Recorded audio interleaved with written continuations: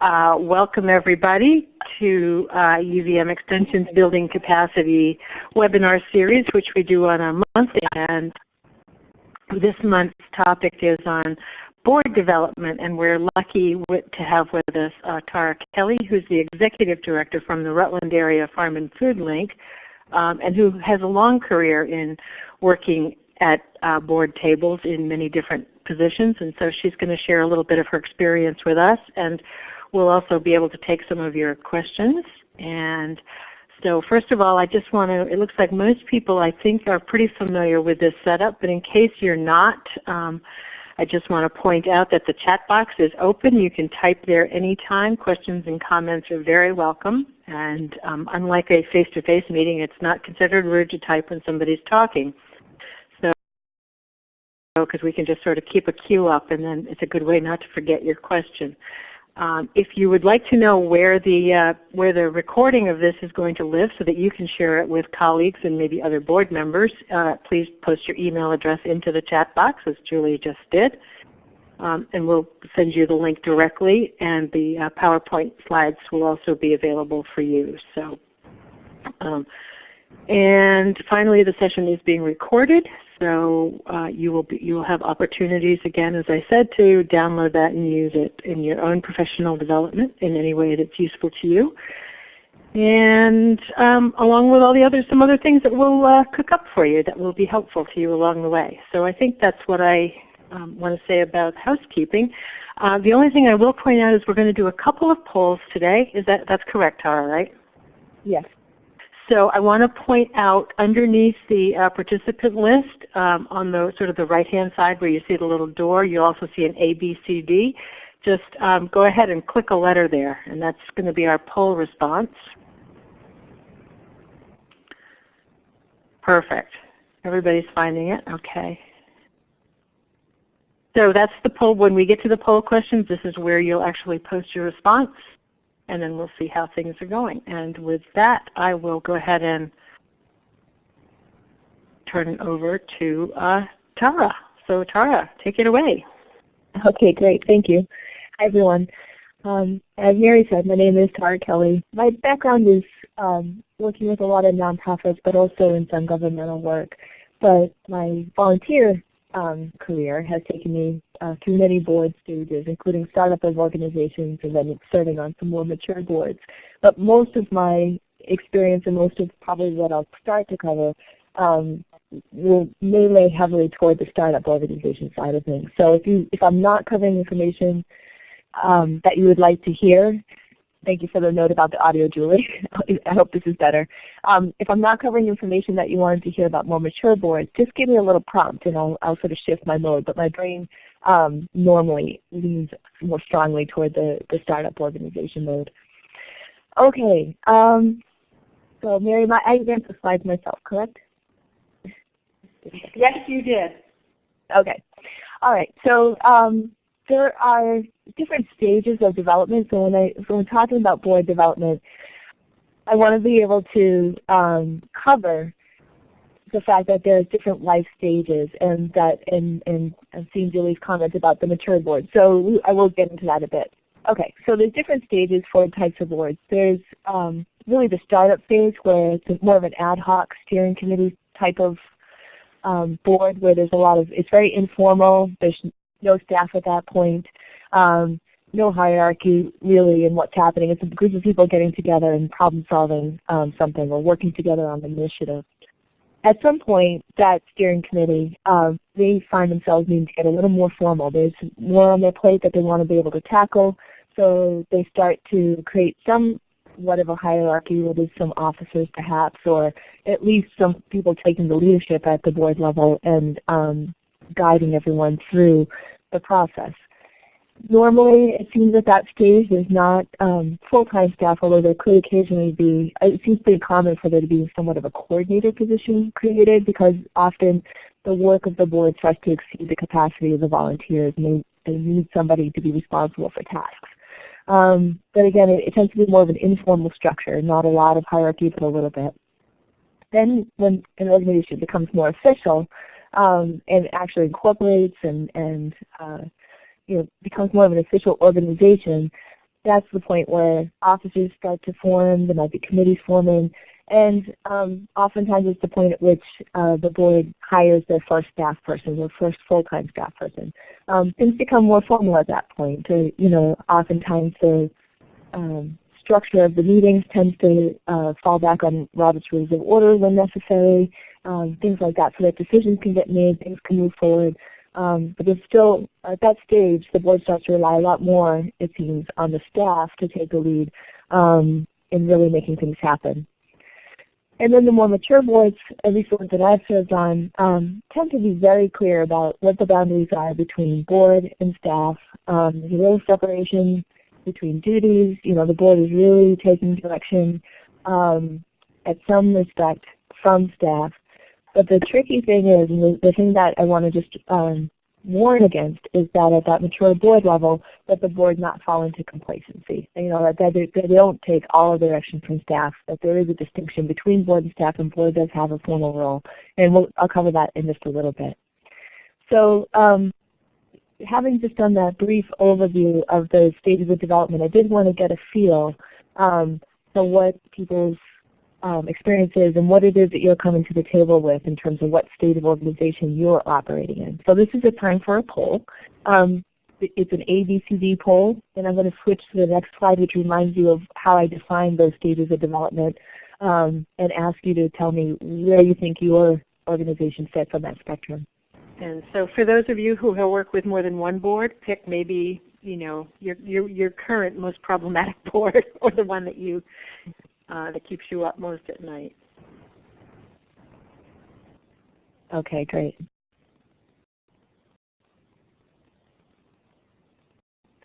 Okay, so I see that most people are responding that they're in the official board, the place where there is an official board, but looking for more board structure. And I'll say off the top that that's about where my current organization is as well. We're at a point where we started off as an ad hoc committee. We're in operation in that mode for a couple of years. Started to hire staff. I came on as the executive director about 2 years ago, and the board has, at that point, started operating much more as an official board versus the startup board or director mode. And we're transitioning into that mature board mode, and trying to do it thoughtfully and do it in a way that continues to keep engagement and the community spirit and all the values of the organization as we make that transition. So I'm happy to cover some of that if that's a place where people are interested. But I'll also just cover the general material that I have here. So maybe move on. Okay, so there's lots of guidance out there. There's lots of official things that tell you what the board responsibilities are. This is one list that I found that comes from the National Center for Nonprofit Boards. And it basically, it tries to lay out what the basic responsibilities are for boards, because I think oftentimes there can be a blurring. People come onto a board and they're not quite sure what their role is. They either are a bit more passive because they're not sure how to engage and what level of responsibility they're supposed to be taking on, or they come on because they have an interest in the organization and its mission, or because a friend asks them, or they like the organization generally. But the lines can be blurry, and particularly if a board such as mine is growing out of the stages of having basically a group of founders and other people that are attracted to the mission coming on board, and then growing through the stages of, okay, so what are our actual board responsibilities versus our volunteer responsibilities? That's something that it becomes more important to talk about what these basic responsibilities are. So without spelling out 1 through 10, I'll just highlight some things that I thought were interesting. I mean, obviously everyone says that the basic responsibility of the board is to hold that organization's mission and purpose in hand, to really be the guiding light. So it can be, there are times that I've seen, and there's things that I've experienced. Yes, I can slow down. There are things that I've experienced where boards have gone through a situation where the staff, is hustling, they're working hard, whatever, but they start to chase dollars. They start to, apply for grants that aren't really connected back to their mission, primarily because there's a lot of pressure to keep staff on board or to get more resources into the organization. that would be a point where a board could take a look and sort of ask themselves the question, are we still operating under our core mission? So that is one basic responsibility for the board, is kind of look at what is the organization's purpose, and is the work we're doing effectively getting us toward that mission and toward that purpose. That level of oversight is an important board responsibility, because it can be, like I said, I've seen situations where staff has gotten into a mode where they might lose sight of that on occasion. The board, it's also important for boards to remember the distinctions between which staff they're responsible for and which they're not. They are responsible for hiring the chief executive, often called the executive director, sometimes called the CEO. And in that case, the hiring of that CEO and assessing that person's performance is really where the board's limit of authority stops. It's up to that executive director, that chief executive, to hire and manage the staff.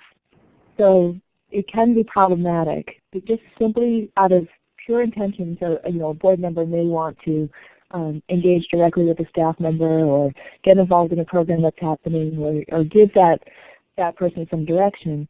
But just strictly in terms of clear lines of authority and communication, it's really important that those things be done thoughtfully, and that the executive director be involved in those conversations, or be aware of those conversations.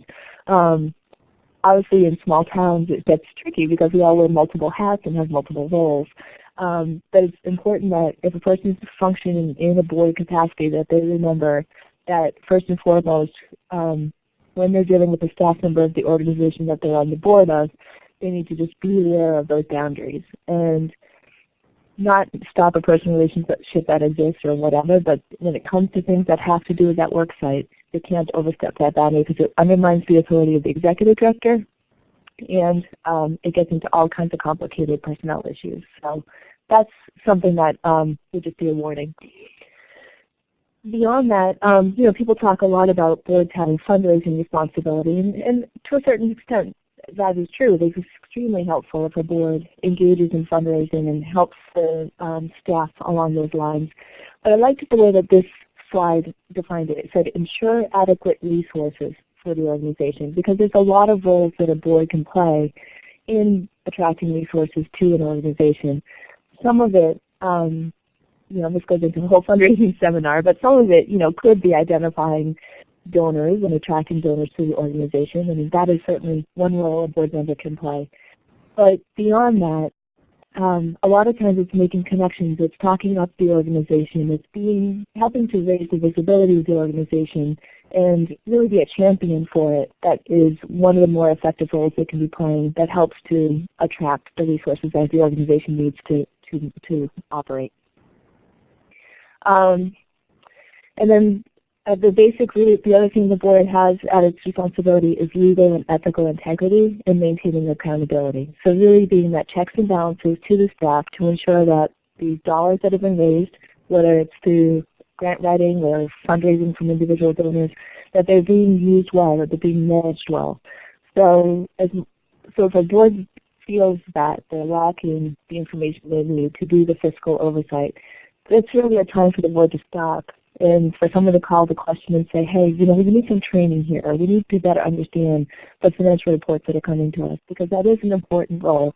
And it often can be very helpful. I've seen different circumstances where it's been very helpful to the executive director to have that partnership, to have somebody also looking with them at the financials and helping them make decisions about what to do next.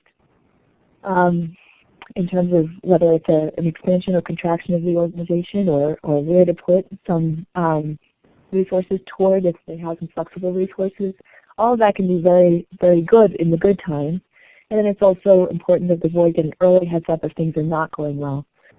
There's an organization I've served on the board for that really started asking itself the question, do we need to go out of business because we're unsustainable at the way that our fiscal operations are occurring. We're not bringing in enough revenue to cover our expenses. And through a partnership with the executive director and the board and some outside consultancy, they were able to really turn that organization around. But it's easy for, I would say, it seemed apparent to us in that situation, the executive director was working hard, doing their best to really pull things together, but wasn't asking for the help. And as soon as that trigger got pulled, as soon as the board member really started paying attention and the board got on board in terms of helping the executive director problem solve those issues, things turned around. So I think it's an important partnership. As much as it is a legal responsibility, it's also just good for the health of the organization. The last thing that I'll cover is that the board is often responsible for recruiting and orienting new board members. So as we get further into the slides, I'll describe more in depth about how that can occur. So the one thing you see in this next slide that I wanted to call out from the last list, that list of 10, is that number 6 and number 7 are the two that struck me as really the partnership areas between the board and the executive director, and often there's some delegation of those tasks to the executive director. Not specifically in terms of release of responsibility or no longer paying attention to those issues, but oftentimes it really falls under the purview of the executive director, and that really becomes more of a management and oversight issue for the board versus getting hands-on into those issues. I think when boards try to get too much hands-on into number 6 or 7 in terms of determining, monitoring, strengthening the programs and services, for example, that's where some of those lines can get a little blurry. So that's my warning from my personal experience, is that this is where there needs to be really good communication with the executive director, and not a presumption on the board's part to really go around those areas of, I see everyone's smiling, I guess you've had that experience, really go beyond those lines of authority. Okay, so I'm going to just blow through the screen because most of you had said earlier on that you're at a greater level of maturity than you've described, but that too, sort of the ad hoc steering committees, again, it's pulling energy and support together, brainstorming, taking on small actions. It's really at the point where that group starts to take on bigger projects or really want to have a greater impact than they're able to have, that they start to form more of a concrete board of directors, a startup board of directors that can take some bigger actions. And for that board of directors, that startup board of directors to get to the next step, often fundraising is an issue because they start to feel pinched by the lack of any kind of staff and they want to get beyond it. So that becomes an important skill for that startup board of directors to figure out how they're going to pull together the resources to bring their organization to the next level if that's where they're headed. I do want to just as a caveat point out that not every organization feels the need to move beyond certain parts of these stages. It might be that one organization can accomplish exactly what it needs to accomplish within its mission as more of an ad hoc steering committee. I serve on the board of one of those right now, and we're intentionally not creating a new nonprofit. We're not moving through these stages of development in the same way that we would if we were planning to form an organization. We're intentionally not doing that and keeping it more at an ad hoc steering committee level, effectively working on projects but really doing it through partnership with other organizations. Okay, and so now this official board, which is many of you said you're in this stage. The official board is when there's really a need, when you're hiring that first staff person or that first full-time staff person and becoming more of an official organization on the whole, to get organizational systems in place. There's just a whole lot of administrative work that goes into jumping into that stage.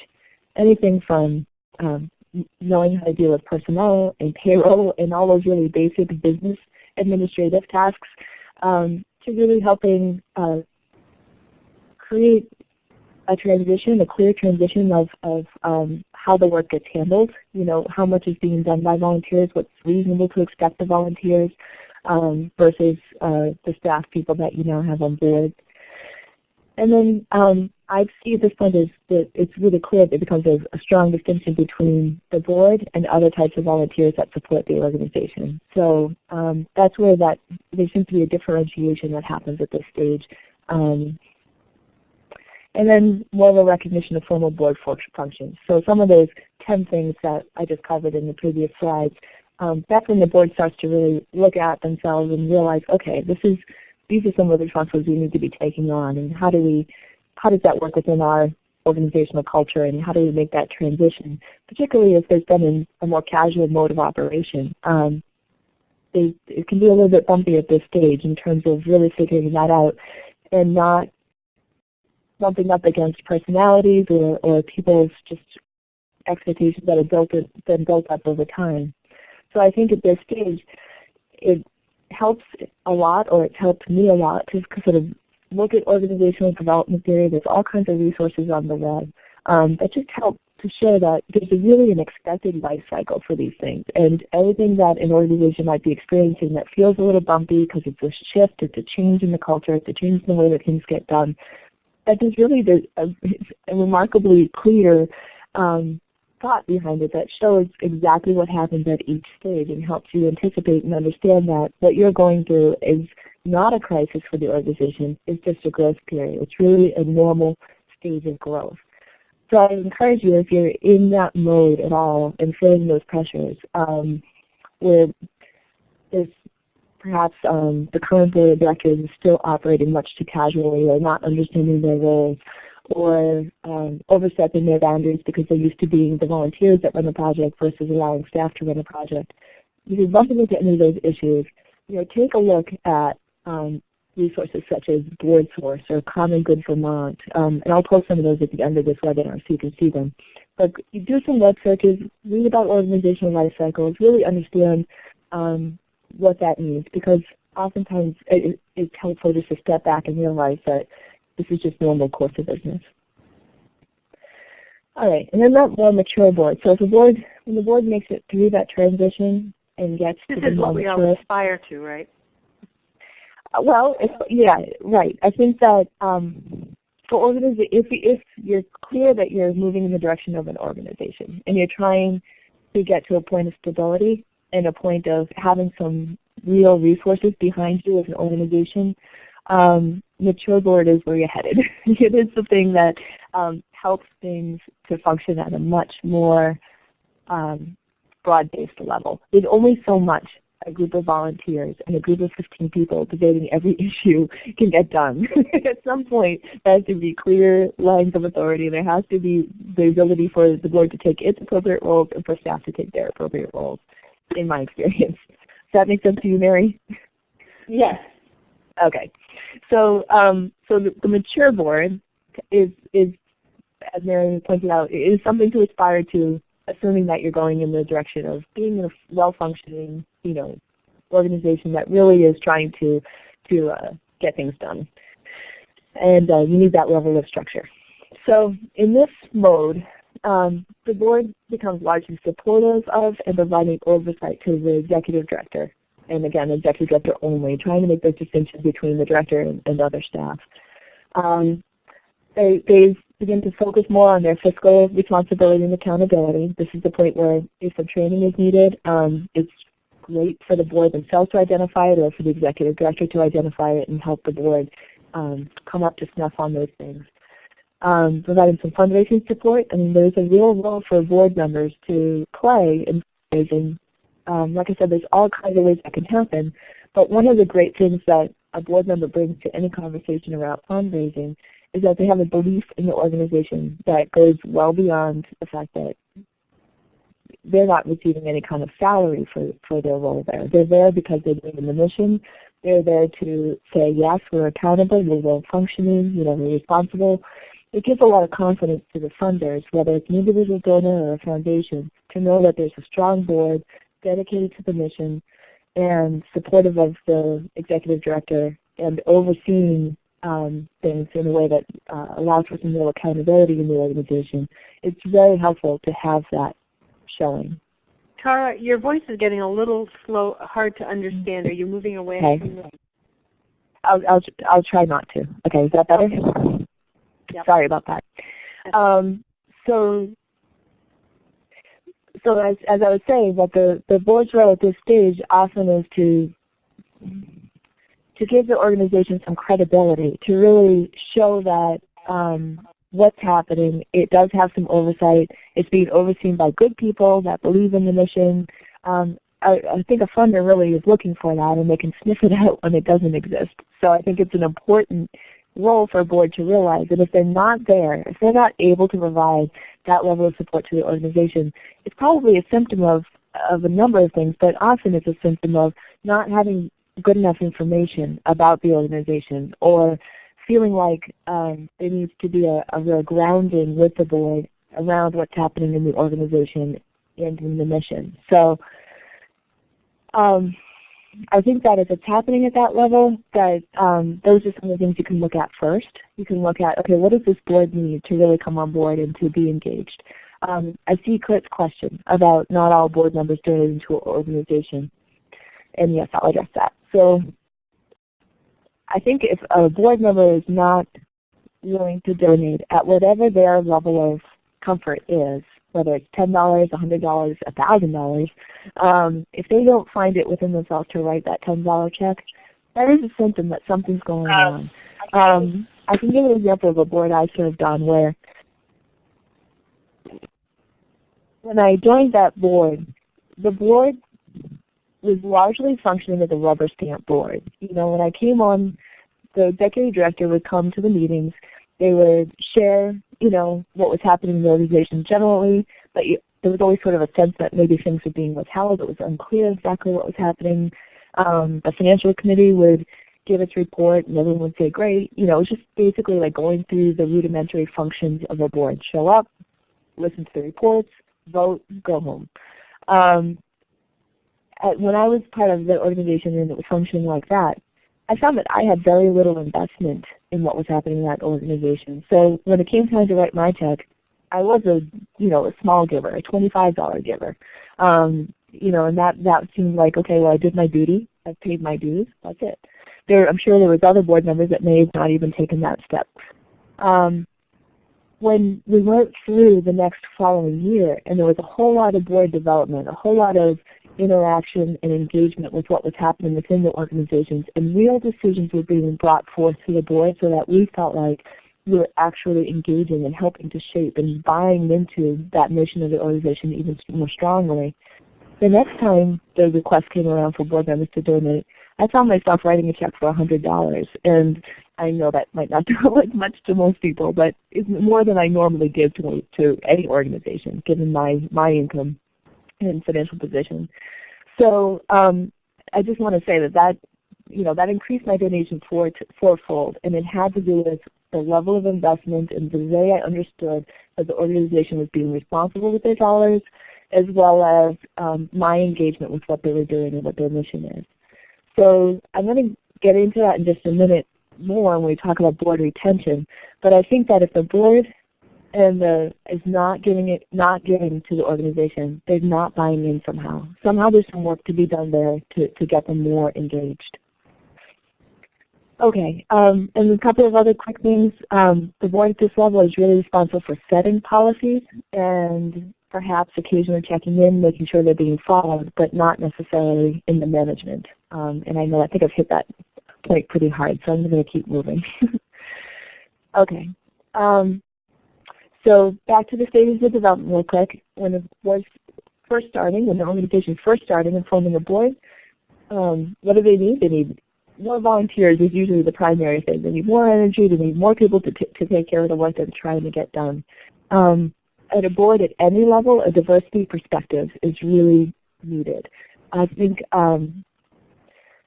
if you have an organization where the board thinks exactly like one another, and that's you've got everybody on the same page and everybody's looking at the issues the same way, you're going to miss something. There's going to be an opportunity, there's going to be a connection that's not made, or at the most dangerous part, the organization might start to operate within its own little bubble. So I think that in order to really be an effective organization, the board is a good place to have a diversity of perspectives, a diversity of experiences engaged in the issues that you're working on, so that you're keeping fresh and always looking at that. All right. Leveraging resources, and board members I covered this a little bit earlier, but even in that initial stage are important for leveraging resources, building partnerships with other organizations, helping the organization they're on the board of grow and become more effective. And oftentimes the board at this level is really, they've got the vision, the enthusiasm, and full-on commitment. So it feels very different often than a more mature board, which has just a different role. It's not that same level of startup enthusiasm that happens with a new organization.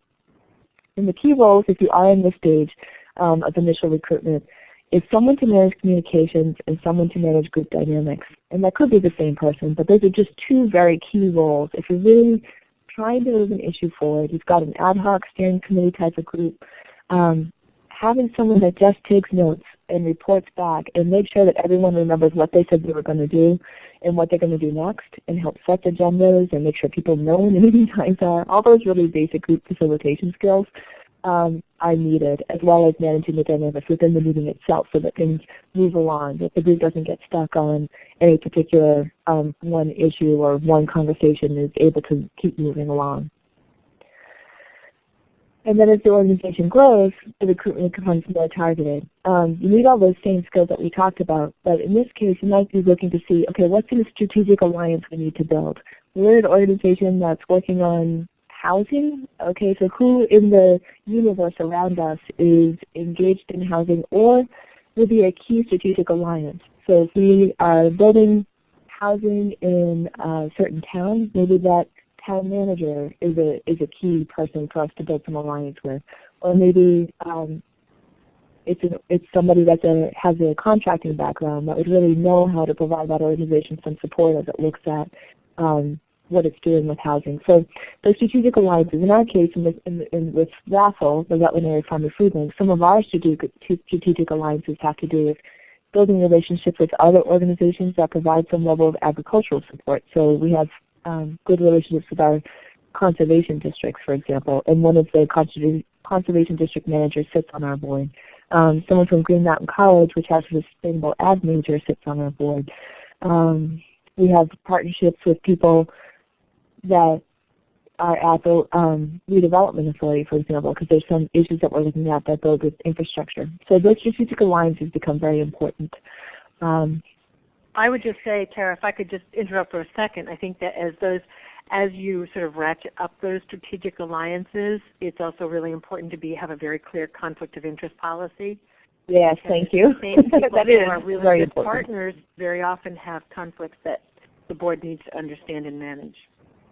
Yes, thank you. That is important, and there are good samples out there for conflict of interest policies, and largely it's about disclosure. You know, what's the expectation for a board member to disclose when they do have a conflict, and how to manage that within the board, just so that there's very clear expectations. I think when it's unclear, things can get messy quickly. But if people know what's expected of them, and then it creates a clear system for them to self-disclose or for someone else to call the question, that's the important function right there. Because there's a lot of gray area. There's always going to be gray area. And again, particularly in small towns and small communities where people wear multiple hats and have multiple roles. But Mary, thank you for pointing that out. Okay. So, and at this level, when the organization is growing and you're kind of in that B stage of a startup board, that's where it becomes more important to bring in some fundraising ability so that you can get to the point of having enough resources to move your agenda forward. Financial management is crucial to build that credibility, to show funders that you know how to manage the dollars that are coming in. Credibility generally, you know, making sure that the people that are coming on board understand their role as a board member and are able to be good ambassadors out to the community and build the organization's reputation. And then at some point, it starts to become obvious that there's you should strive for a certain ratio of board experiences versus inexperience.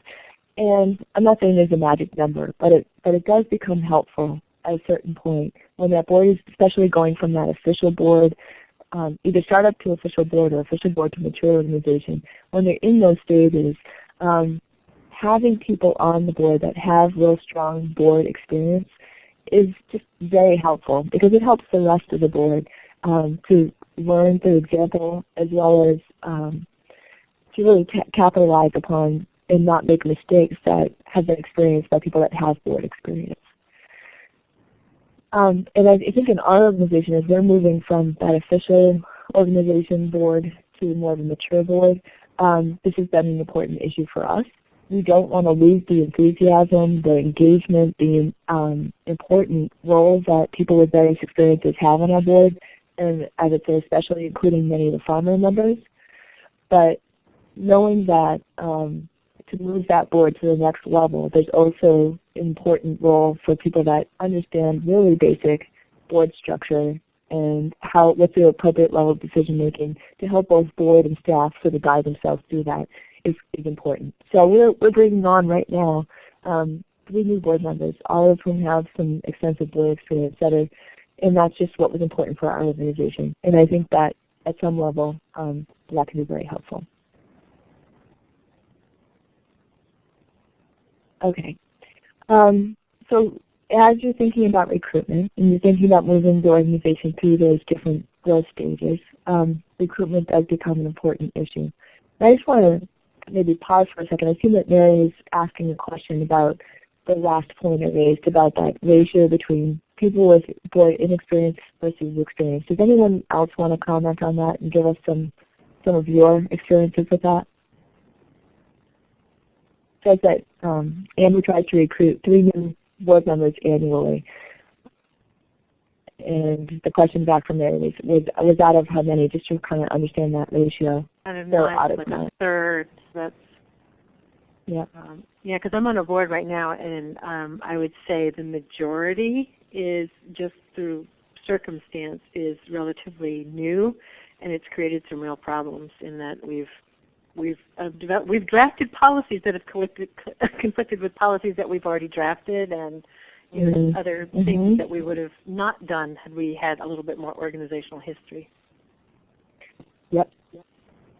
And I think for our perspective, it really just had a lot to do with just moving things along in a board meeting and helping people to just understand, what those expectations are. Everyone on the board has been thinking, well, we know we should be engaged in fundraising, but none of us have real experience with that. So bringing some people onto the board that can be leaders in those conversations and help people understand different ways of doing it is going to be valuable. We've got somebody else coming on board that just, their love is things like bylaws and all those really basic foundational things that an organization needs. And we've had those in place, but don't often refer to them and probably need to update them. And so having someone that understands that board structure and what's necessary to help things move along without conflict, it seems like helpful. And so personally, I would also love if people would be willing to type in to the chat box what their experience is with term limits, and is there a period, how you because there are some people who would stay on a board forever. Right. If you let them. I mean, believe it or not. And they're not always the most productive people, although sometimes they are, and sometimes they get very entrenched in their thinking. So if you have any tidbits to share, I'm sure we would all benefit from that. Okay, thanks. Sure. I think that is important. I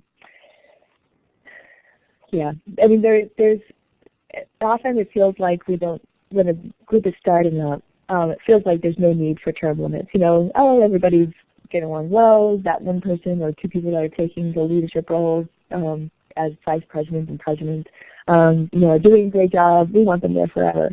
But as soon as it starts to crest and feel like there needs to be a change, it becomes very dicey if you don't have the term limits in place. Because how do you take someone who's so impassioned about the issue and basically ask them to consider stepping off if they haven't recognized it themselves?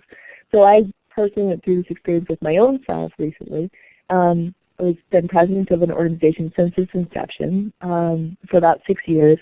And as I was reflecting on how my organization, RAFL, was moving along and the different stages and the need to understand the need for change, I realized that for myself that I'd been in that position, that volunteer position, far too long, and it was time to hand it off to somebody else.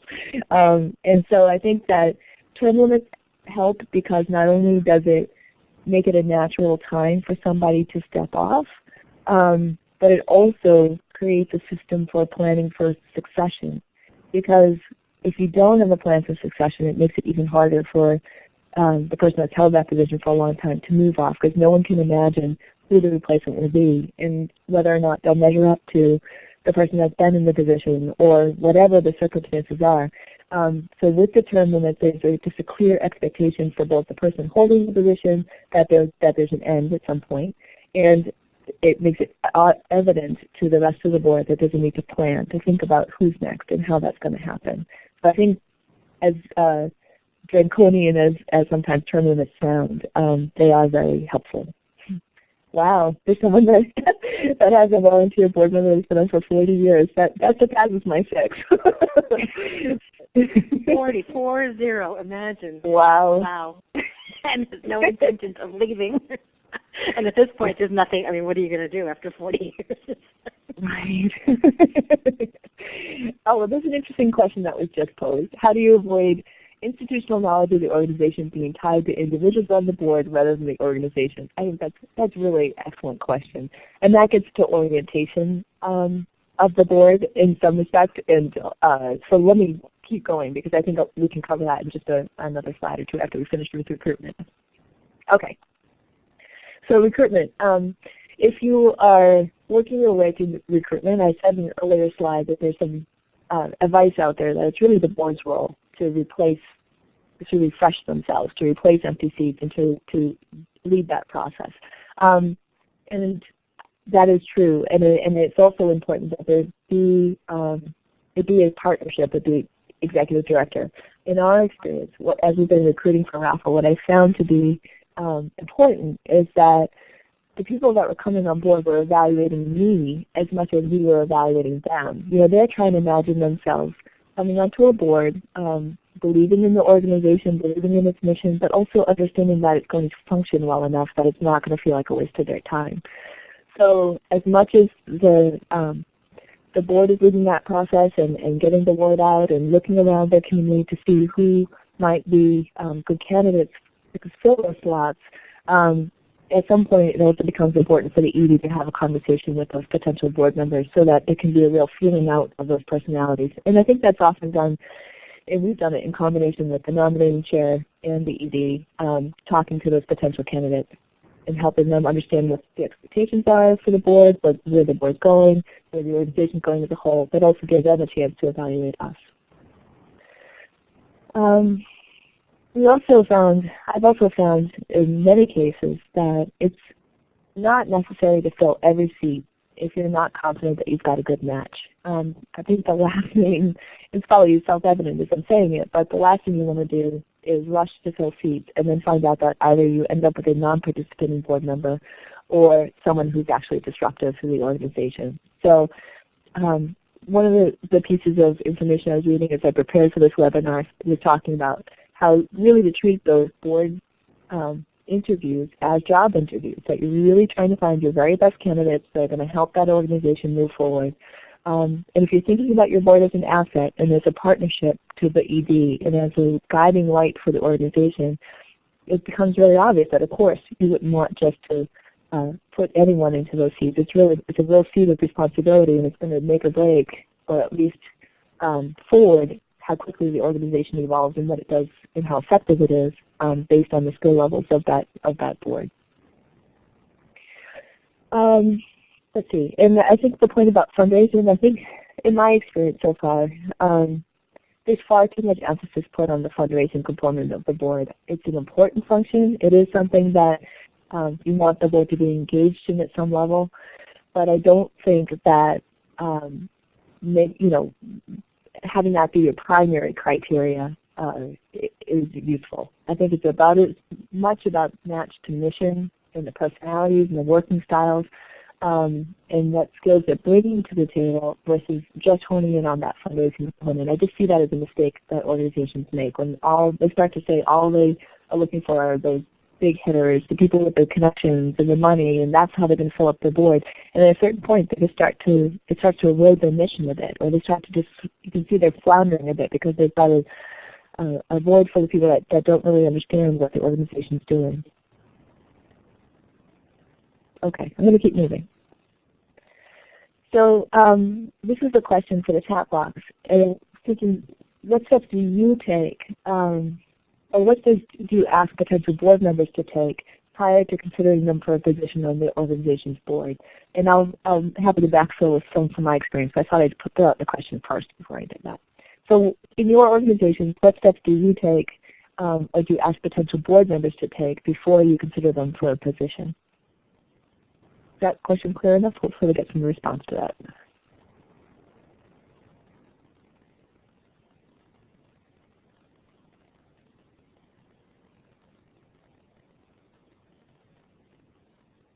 It's not generating a lot of conversation. Okay.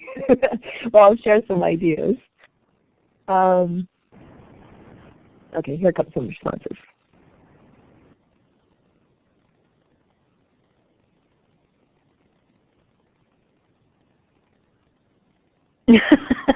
That's cute. Right. Okay. Yeah, okay, that's, take any warm body. And stuff. That's what a lot of us get into, I'm afraid, is that we're so grateful somebody's willing to step up that we don't ask too many questions. Right. Until there's a problem, and then we're, Until there's a problem, right. And I'd say for, so back to some of my experiences, I mean, when you're in that startup mode and you're in that mode of just becoming more of a formal board, that is the temptation, just to get people on board that share your energy and your vision, and just as many people as you can possibly get to fill up your seats. I think it becomes much more important when the organization is looking out, when they get to a point where they're looking out 3, 5 years, 10 years, they're starting to think about themselves as having that type of longevity, and they're thinking about how they're going to get from point A to point Z. That's where, I think that the targeted recruitment and the real need for getting some very competent board members on board takes it to a different level.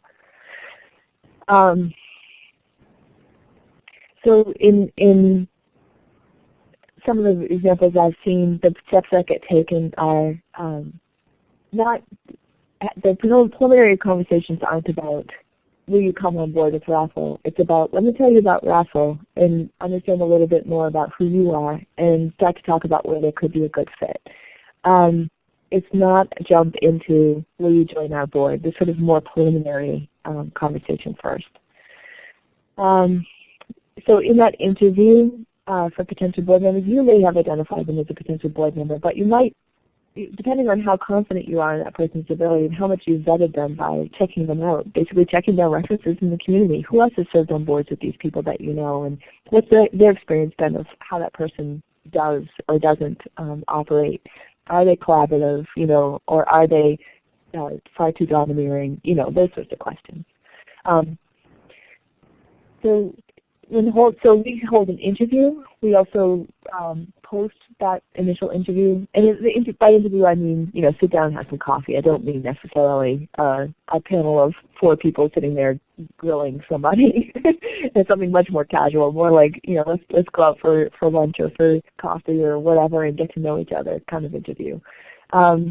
It's important to convey what the time commitment will be, but also understand their ability to commit to that time. If you see someone hedging right off the bat about even just a monthly meeting, it might not be the right time in their life to come onto your board.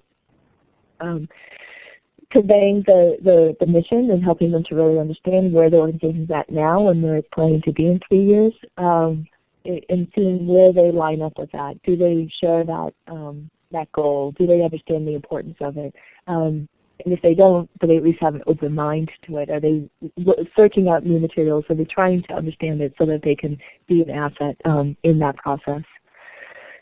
The ability to speak up in a group is important, although I have to say I've got at least 2 board members in Raffle right now that don't often speak up in the group, but do come to me after the meetings and process stuff and share information that they thought of, and we find a way to integrate that back into the group dynamics. So, it's important not to have side conversations that are destructive. I don't mean it that way, but I do mean that there could be a usefulness for somebody that has a real alignment to mission, has some very good skills, some good assets they're bringing to the board, even if being part of a group conversation isn't their top strength. Okay, but being able to listen to and consider opposing opinions is very important. You don't want to get into a situation where your board is fighting with each other for sure, but you want people to be able to raise, also be willing to raise objections or raise different points of view when something's getting discussed. Mary, that's a good distinction. There's a difference between people who are shy or introverted versus passive aggressive. That's very true, and I guess that's what I was talking about with those boundaries. It's okay for someone that is shy and quiet to perhaps be on the board if they're providing and being an asset in a lot of different ways. But if they're not speaking up and then complaining about the rest of the board later, those are the dynamics that you have to quickly avoid and sort of force it back into the group situation. Whether you raise it as a general topic, creating the opening for that person to raise their concerns if that's what's needed, or some other method of really being sure that those group dynamics at the board level stay intact. Okay. And that gets to the second to last bullet, which is important at a board level. The capacity to disagree with the decision, because maybe the final decision isn't what an individual board member would have chosen for themselves. They might have a different self-interest or just a different perspective. But if that's been raised and the board decision is different than what that person would have chosen individually, it's important that they support the decision that the organization has after that vote's been cast. That sort of, raise all the objections, arguments, thoughts up front. And if in the end the group makes a different decision, you either live with that decision and support the board and the organization, or in the most extreme circumstances, maybe that person is no longer in alignment with where that organization is headed and they need to step down. And that's just the reality. You can't, the most destructive thing, as I talked about earlier, but one of the important roles the board plays is being the public face for the organization in some respects, or being a proponent for the organization out in public and raising its credibility and in front of funders and in front of just the public in general. If you've got a board member that's talking bad about the organization or letting everybody know how they disagreed with the decision that came out, that can have repercussions to the organization's credibility and its ability to fundraise and its ability to be effective. So if you're reaching that point and not a clear ethical issue, that would be a different issue, then it's important to just support the decision and be able to live with that or dismiss yourself from the board. Okay, and then the last part when recruiting new board members is that it's always an exchange. So what does that person want to get from serving on the board? What are they seeking to learn or gain in exchange for providing their hours and hours and hours of service? Because in the end, a board member is providing huge value to the organization, and it's purely altruistic in some respect. So if there's something in exchange that they're learning or gaining from that experience, that's where it tends to work best. So thinking about what their motivations are and how you can support that makes for a good exchange. Okay, I see a question about parliamentary procedures, Robert Rules of Order. Yes. So when it comes to decision making, I think that striving for consensus is always nice, but as a caveat, what you can lose in that striving for consensus is the voice of the people that are minorities in the conversation. So when it comes time to make a decision or to have a serious discussion about something that's going to result in the decision, implementing some protocol for someone to call the question and basically propose something that then is going to be discussed and then voted on becomes an important function, because it just allows those couple of people that might be sitting at the table with a nagging question or feeling like they're out of sync with the rest of the group an opportunity to voice those concerns. And oftentimes there's real gems in that part of the discussion. You might be having a third or two-thirds of the board in some sort of groupthink mode and making assumptions and coming, working themselves up to something that feels like a consensual decision. And meanwhile, there's a couple of people that just have real crucial pieces of information or perspectives to share that is important for the rest of the group to consider before making its final decision. So yes, I think that having that parliamentary procedure available for decision making is important. I don't recommend, personally, using it as a structure for the whole meeting. I think that there needs to be I find that what keeps board members around and what keeps things feeling collegial and really is having more of an exchange, something that's a little less strict than you can only speak when called upon or whatever. You know, having a bit more engagement and diversity in the dialogue feels like a good tool. So I think that there's sort of a balance between making something feel like a select board meeting where, you know, it's like you can only speak to the topic that's on hand, blah, blah, blah, you know, like very, very, very regimented, and using parliamentary procedure or Robert's Rules of Order to get through decision making.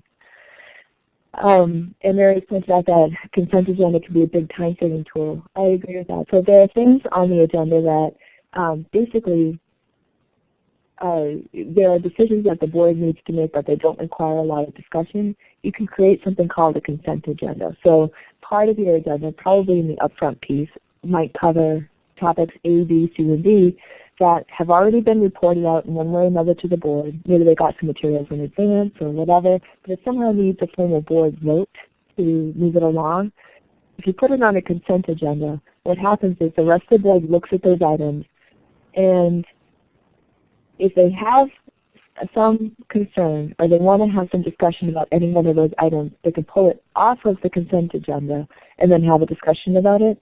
But if they don't have any concerns, the group of topics gets passed on the whole.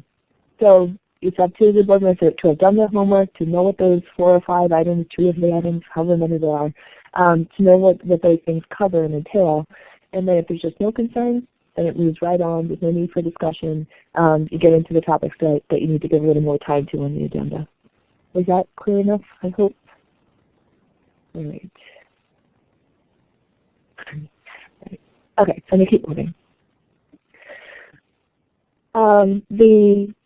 The issue of that I started to cover when you're recruiting people about holding open what the appropriate role is for them, I think it's important because you might find that someone that you thought would be a potential board member, once you get into conversation with them, they either have something very specific to offer that you want to take even more advantage of than they might be able to offer as a board member, or their time's too limited or something like that. So these are questions that I find myself asking as I think about potential board members. I think, is this person someone that's very strongly aligned with our mission, very energetic, very enthusiastic for what we're doing, but not quite filling a slot on the board that we need right now? Maybe what we really need is someone with board experience, and this person really doesn't have board experience, as an example. So how can I plug them in as a volunteer in another capacity? Maybe they can be an advisor to a specific project. Maybe they can be engaged with us in just another way other than serving on the board. So those are some of the things that I think about when I'm thinking about potential board members. There's also, I think, I found an important question. The second to the last bullet is, are you ready for this person? So we have actually deferred on bringing a couple of people onto our board at this point because our board is going through this transition. You know, we're growing from, as I said earlier, you know, a less formal board structure to a more formal board structure. There's a couple of people that I think have a lot to offer us as an organization, but maybe a little bit out of sync with where we are in our growth stages. So we've made an intentional decision not to fill out our board seats this year, to bring in a few people to kind of get us to that next level, and then maybe 2 or 3, 4, 5, 6 months down the road, reopen the conversations with the people that are just, they're going to bring us to that next level, but if they came on now, either they would feel frustrated by the lack of formality in our organization, or it might just feel overwhelming to the existing board members. So thinking about that match, thinking about timing, feels important. And then recruiting throughout the year is a good piece of advice. So, you know, not waiting, obviously, until the month before the elections are supposed to occur to start recruiting is one basic piece of advice. You know, really keep it in your mind earlier on. But also, you know, at least in our bylaws, and again, it comes down to how bylaws get written, but we can fill seats, you know, throughout the year, and then they will get reconfirmed at the election time. So there's an opportunity to bring people on earlier, or maybe have them serve in a committee or just attend some of the board meetings. That would be steps toward recruiting them as a board member, but you're building it up over the course of a year. You're not trying to cram that all into the 1 or 2 months before the elections. Okay, I'm going to keep going. So orientation, because this gets back a little bit to a question that was on the chat box earlier. In terms of, I'm actually going to go back and see what that question was. I can't. I may have missed it. Well, if I don't cover the point that I said I would get to when I got to orientation, please repost it. so I'll just keep rolling. So orientation, I think it starts during the recruitment phase, being sure that the person knows what kind of organization they're joining. Be really clear and honest, about where you are as an organization, where you see yourself going, what some of your gaps might be that you're looking to fill. I think a person needs to clearly understand what they're stepping into. I think if you paint it as all roses and it's not all roses when they get there, you're in trouble. Let them know where you're at and what they can bring to the table. And let them know about the culture of the organization. And every organization has its own culture, has its own way of running its board meetings and making its decisions. So making sure that those expectations are clear is going to just make it a smoother transition when they join. We've created a board job description. There's a really nice example out there that's, I should have written it down, which is put out by Andy Robinson. Andy Robinson is a fundraising consultant, but also a board development consultant in the state. And he's got a really nice, very simple example of what a board job description can look like. And maybe, Mary, you can send that out to people if they'd like it yes, we'll put it. Make we'll available the the rest of the materials.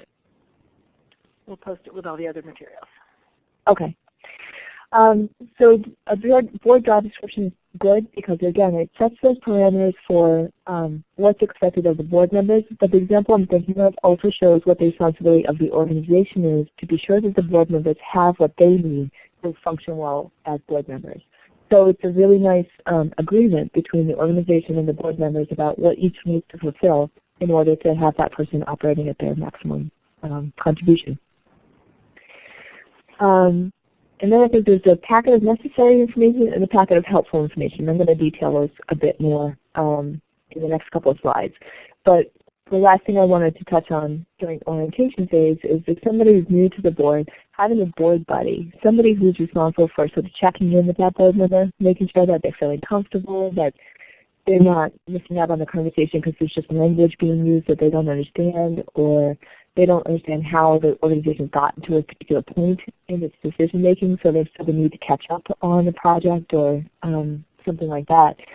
Having a board buddy is a really good way to do that because there's a real clear then chance for that person to build a relationship with another person on the board and to get all their questions answered without feeling like they're holding up the full board meeting if they're worried about that. And it also helps to spread the burden so that the executive director isn't trying to touch base with everybody, which is important, but things can get missed. Okay, so stuff that's necessary. Bylaws for the organization, any policies that are in place, an organizational chart of existing staff, financial information, that board job description I talked about, and the mission strategic plan. Those are all pieces that feel very necessary to help a person govern the organization. They need to know what their rules of engagement are, which is covered by the bylaws. They need to understand what policies the organization has in place so they can help make sure that it's being accountable.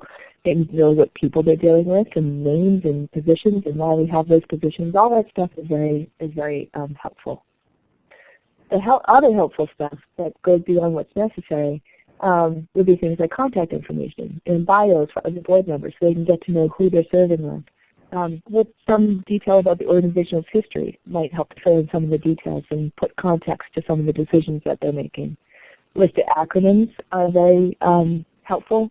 Recent newsletters, program materials, a typical cycle of events in a year. If your organization typically covers, has certain things that happen at certain points in the year, we have an annual farmers gathering in November, we have a annual fundraiser in September. If there's some cycle to what happens within the organization, the locally grown guide comes out in May, that can help give the context to the board so that when it comes around to May and they haven't heard anything about a locally grown guide, they can at least ask the question about where is it and what's happening.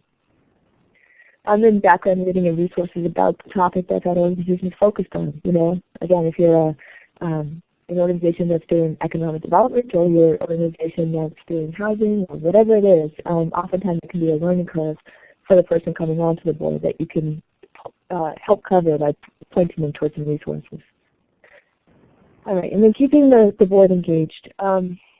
It's just some really basic stuff like having information sent out in a timely manner, making sure that they've got the agendas and the meeting minutes and any of the background materials they need in order to come to the board meeting prepared, and being sure that the staff is getting those out in a timely way is important. The last, it's really easy to lose the board if you're not getting the packet out, and so the day or two in advance, they don't have time to prepare, and they just sit silently through the meeting because they don't have the information they need to ask informed questions. Touching base between meetings, if you notice something going on with a board member, or you're not sure what they're thinking, or you thought maybe they raised a point that needed more explanation, that's a good staff role to touch base, or a board chair role to touch base with other board members between meetings. And then making sure that the agenda has an opportunity for meaningful input and involvement is crucial. As the board shows up to the meetings and they're not being asked to really engage the material, they're going to lose interest, or they're going to get into a mode of just showing up and then leaving and fulfilling the responsibility without really contributing. So that's, I think, when you're looking at the agenda, to look at it critically. And I see we're getting close on time, so I'm going to fly through a few more here. Relationship building with other board members, the ED and other staff, I mean, all of that is good. So looking for fun opportunities for training, and of course feeding people.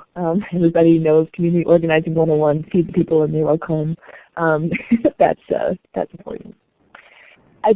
If we have time here, I was thinking we could ask people what they might do to keep their board members engaged, or if there's things that keep them engaged while they're serving on a board. Do you think we have time to do that real quick? We're getting kind of short, so why don't we just go through, and then if we have a couple minutes at the end, or while people are listening, they can go ahead and post. Okay. Okay, because the only other thing I had was just some resources that I wanted to share. So maybe as people are thinking about this topic and responding to it, I'll just point out the resources.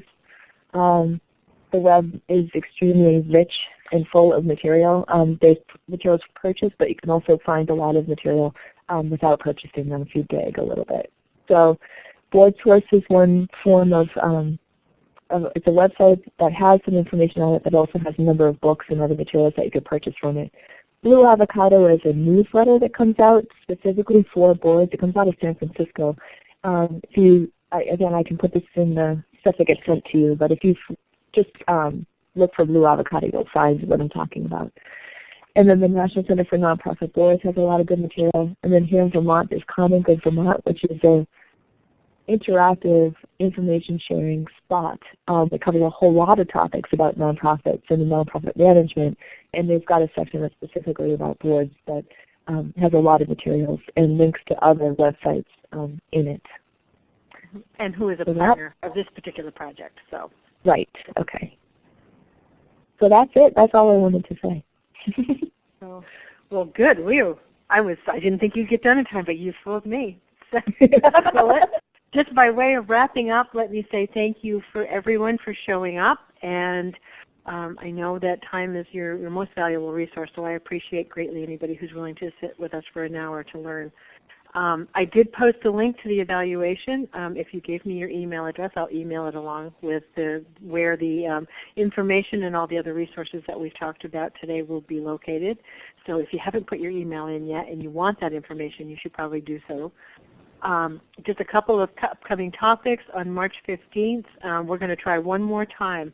I hope 3 times is the charm, to bring back Andrea Houlihan for leadership management for developing volunteers. We've tried successfully. And then in April, I'm going to be talking with Marnie Coit, who's a partner at Greenfield Research and Consulting, which is a new firm in the White River area. And she's going to be, she's an attorney, but she's going to be mostly talking about keys for successful hiring. So, pitfalls to avoid, things to do, things not to do, how to prepare your board for that first strategic hire, and then how to butt out from the other strategic hires. So that's what I want to say. And then I guess we've got just a minute left. So if anybody's got any burning questions. Oh, I know. There was one question back there which was related to organizational history, Tara. and one, what happens if a board member leaves who happens to know a lot about the organization. And, right. You talked a little bit about the packets, which I think will help some of that. But yeah, I think I think that being sure all along to keep a mind to that and having multiple people engaged and involved in decisions. So that's where not having it all rest with one person. I guess it's just the key strategy is being sure that as much as possible the information gets documented, it gets shared with multiple people so that, at any one point if one person leaves, there's 3 or 4 others that hold that knowledge. That's really important, and that's your best protection. So if you're finding yourself in the circumstance of one person holding too much knowledge, starting to tease that out, maybe making someone responsible for talking with that person and taking notes on all the information they have, recording it some way, almost through an interview style, might be one way of doing that, and then having that independent person being able to detail it for others. Because I think that if you're in that circumstance, you probably have one person that it would be too overwhelming to ask them to document it all. So if you had people pulling the information from them and creating files and creating documents that can be shared, that's probably one strategy I can think of. Great. Well, Tara, I don't want to let you go without saying thank you so much. I know how busy you are, and this is great. The evaluation is, the link right there is a hot link. You should click on it and go, and we would greatly appreciate you filling that out, not only because we want to know what you thought about today's, but we're also looking for topics for coming up sessions and speakers, and if any of you have a particular interest in helping us plan a future webinar related to anything to do with nonprofit and informal organizational support and maintenance, we would love to know about that. So thank you all very much, and have a great rest of your day, and happy town meeting.